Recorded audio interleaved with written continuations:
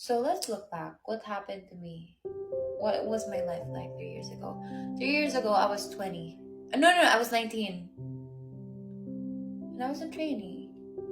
And I'm so proud of myself. Kasi 3 years ago, I don't have anything. Oh my god, I feel like if 19 years old Aya would know na in 3 years time, you're gonna go back to school and you're still gonna work, and also you get to financially support yourself on your own. And the fact that I got to rent this place on my own.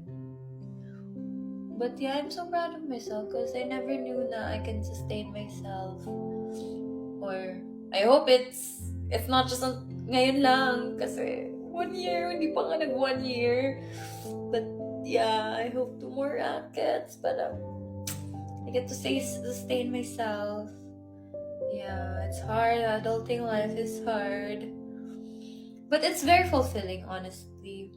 Kasi, alam mo yun, I have a list kasi of parang yung bills ko na parang, okay, check.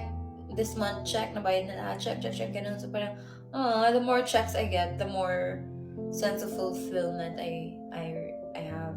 I receive. Kasi dati, parang example, bibili na ako ng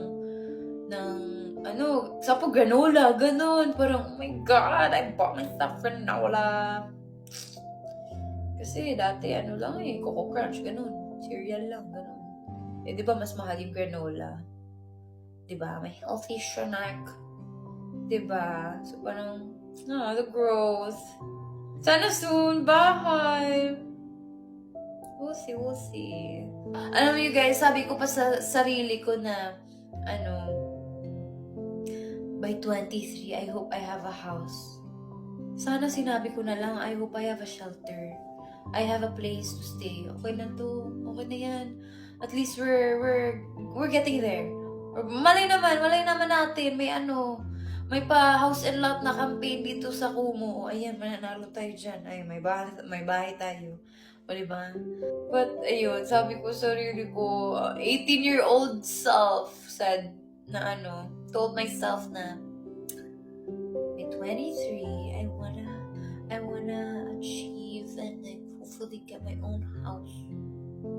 Naku, 18-year-old self Aya, your 22-year-old self right now is shaking and pressured. But it's fine.